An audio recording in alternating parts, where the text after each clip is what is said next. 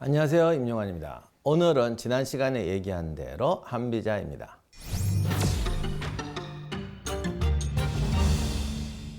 사기에는 한비자 열전이라고 되어 있지 않고 한자 열전이라고 되어 있어요.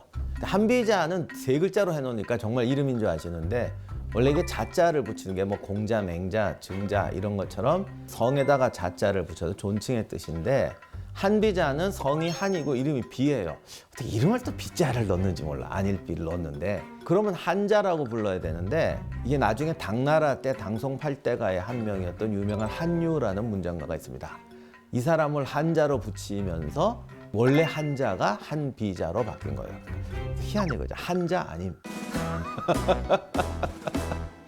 근데 이거 어떻게 보면 이 사람도 법가라 차별을 당한 거지. 아니, 보통 한비자가 앞에 있으니까 한비자가 한자 있으면 한유가 한유자 이렇게 했어야 되게 정상인데, 이게 법가와 유가다 보니 바뀌어가지고 이제 비자가 돼버렸어요. 이름에 얽힌 것처럼 한비자는 서운한 게 참 많은 사람입니다. 이 사람이 원래 한나라의 공자입니다. 성이 한씨인데 한나라의 공자인데, 공자는 되게 왕족에게 붙일 때 되게 공자거든요. 아니면 뭐 왕족이나 마찬가지로 이렇게 혼인하고 그러니까 대귀족들한테 붙이던 이름인데, 뭐 한나라 왕의 서자라는 설도 있다는데 제가 뭐 거기까지 족보까지는 제가 알 수가 없고, 아무튼 한나라의 공자, 왕족이거나 왕족급이거나 왕족급 귀족이었던 사람입니다. 이 사람이 아무튼 순자의 문화에서 이사와 함께 공부하게 됩니다. 어쨌든 한비자는 한나라의 공자고, 이사는 시골의 아전, 말단 관리였습니다. 그래서 참 세상이 이게 전국 시대가 되니까 이게 둘이 같이 공부하지, 정상적인 시대면 둘이 어떻게 같이 공부할 수도 없는 상황인데 같이 공부를 했는데, 성적이 이사가 안 좋았거나 아니면 공부를 더 잘했어도 당연히 공자님이 성적이 더 좋았겠죠. 그래서 이사는 역시 이 나라에서는 안 되겠다. 그래서 진나라로 튑니다. 그래서 이사는 진나라에 가서 크게 출세하고, 한비자는 한나라에서 그냥 있게 됩니다.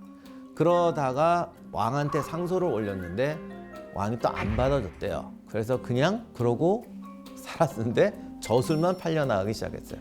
여기엔 또 사연이 하나가 있는데, 한비자가 외국에 안 나간 것은, 이 시대는 한나라 공자나 왕족이라고 해도 다른 나라에 가서 재상하고, 뭐 지난번에 맹상군 때도 말씀드렸지만 이런 게 있던 건데, 그 한비자가 굳이 한나라 공자라고 안 나가느냐, 그건 사실 이 사람이 말더듬이었답니다.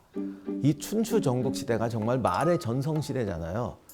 그냥 어느 나라 가서 명성을 안고 가서 왕하고 만나서 문답하고, 이때 말 잘해야지 등용이 되거든요. 그럼 이 말 더듬는 아저씨가 어떻게 등용이 되겠어? 그래서 이 사람이 책을 썼어요. 그러니까 책을 쫙 썼는데 책은 잘 팔린 모양이에요.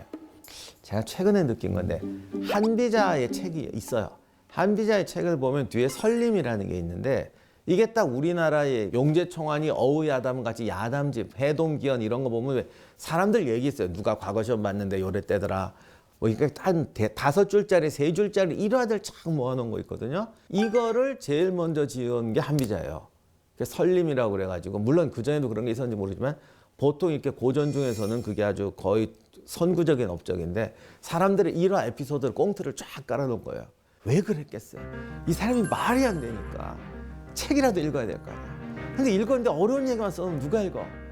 그러니까 교훈이 되는 꽁트를 막 집어넣는 거죠. 사람들이 보게 만들려고.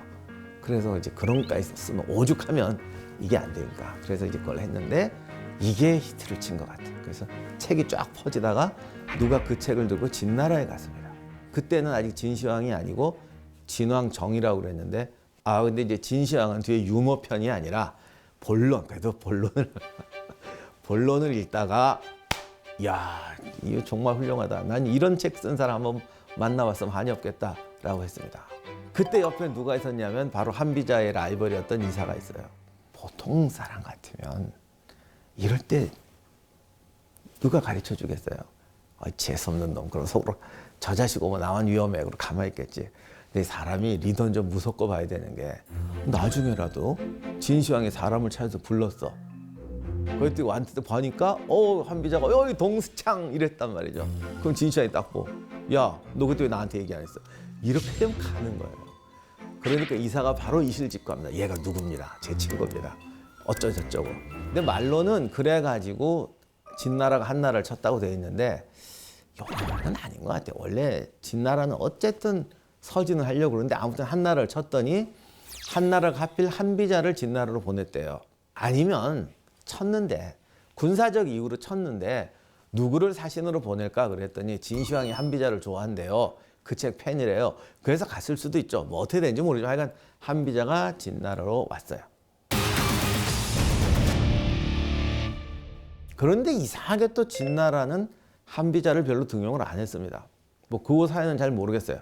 그런데 아무튼 이사가 불안하니까 이때 한비자를 모함해서 죽였다고 되어 있습니다. 물론 여기에 대해서는 진실이 아니라는 설이 있는데 일단 사기를 기준으로 할게요. 좌우한 그래서 한비자가 감옥에 갇혀 있는데 이사가 눈치가 빠르잖아요. 저거 분명히 그 진시황이 나중에 풀어줄 거다. 그래서 미리 한비자한테 이걸 약을 부려. 야, 너 이게 비참하게 처형당하지 말고 그냥 이걸로 어떻게 해결해라. 그래서 한비자가 그걸 먹고 죽습니다. 자살하죠. 그런 다음에 얼마 후에 진시황이 아이고 얘를 죽이면 안 돼. 갔더니 이미 감옥에서 죽어 있더라. 이게 이제 한비자의 이야기입니다. 지난번 오기 때도 그랬지만 사마천이 사기를 쓸 때는 이미 한비자가 쓴 저서 우리나라도 번역돼서 나와 있지만 한비자가 유통되고 있었어요. 그래서 사마천은 한비자의 일생 중에서 아주 짧은 부분만을 이렇게 넣고 그 다음에 한비자 편은 또 특이한 게 한비자의 내용을 인용문으로 쭉 깔았어요. 좀 심하다 싶을 정도로 그냥 인용문으로 쭉 깔아버렸어요. 그것도 참 특이해요. 그러면 한비자의 책 중에서 어떤 부분을 넣었느냐? 이게 이제 주로 유세편이라는 건데 유세라는 게 뭐냐면 어쨌든 요즘 말로 뭐지? 면접 비결? 이렇게 면접하면은 반드시 붙는다. 뭐 이런 거 아니면 뭐 면접할 때의 백문백답 아닌가? 면접의 정석 뭐 이런 거 하여간 써놓은 부분이에요. 이 책의 이 요지가 뭐냐면 굉장히 중요한 게 있어요. 이건 마케팅에서 되게 중요한 건데 사람을 설득할 때는 먼저 그 사람이 원하는 것을 찾아야 된다. 이거 정말 중요한 겁니다. 예를 들어서 제가 어떤 명품을 좋아하는 분한테 진짜 명품을 팔러 갔어요. 와, 이 모피 이거 정말 1,000만 원짜리입니다. 근데 이 사람은 돈은 아무 걱정이 없는 사람이야. 그래서 남이 안 쓰는 거를 쓰고 싶어 하는 사람이에요. 근데 여기 가서 이거 1,000만 원짜리인데요. 이번에 80% 할인 들어갑니다. 우리 어제 백화점에서 하루 만에 다 나왔어요. 이거 딱 하나 남았어요. 이러면 그 아저씨가 사겠냐고. 뭐? 어제 백화점에서 1,000개 팔렸다고? 미쳤냐 내가 이거 사게? 안 산다고 그 사람은. 그래서 유세를 할 때는 항상 상대방이 원하는 거를 노려라. 제가 원문을 그대로 인용하면 이런 거죠. 상대가 명성을 얻고자 하는데 이익을 말하면 속물 취급을 받을 것이다. 상대가 이익을 말하고자 하는데 명성을 이야기하면 저 자식은 저거 이런만 살아가고 이런 취급을 받는다. 그러니까 항상 사람의 마음을 헤아려야 된다. 이 부분을 이제 정확하게 인용을 하고 있어요. 사기에 인용한 한비자 편이니까 그냥 얘기를 하자면 사람을 설득하는 요령은 뭐냐? 상대의 장점은 띄워주고 단점은 덮어주는 것이다. 아 근데 이거 되게 중요한 건데 사람들이 말하다 보면 꼭 이런 분이 있어요. 말하다 보니까 좀 찔리는데 세상의 모든 남편들이 부인한테 혼나는 게 이런 거예요. 부인이 막 야 오늘 찌개 맛있게 끓였지. 그러면 그냥 맛있어 하면 되잖아. 거기다 대고 아이고 결혼 10년 만에 드디어 실력이 이제 됐네. 꼭 이딴 소리 해가지고 아니면 뭐 네가 찌개는 끓이는데 계란 후라이는 못 만들잖아. 꼭 이딴 소리 해가지고 그러니까 지적질은 나중에 하란 말이야. 나중에 기분 좋을 때. 이게 전략적 행동이에요. 이렇게 말하면 이제 우리 집사람이 댓글 단다. 너 안 그러잖냐 그럼. 좌우간 굉장히 이런 유세를 주로 얘기를 해요. 근데 이 사마천은 가끔 이 숨은 게 무서운 게 있는데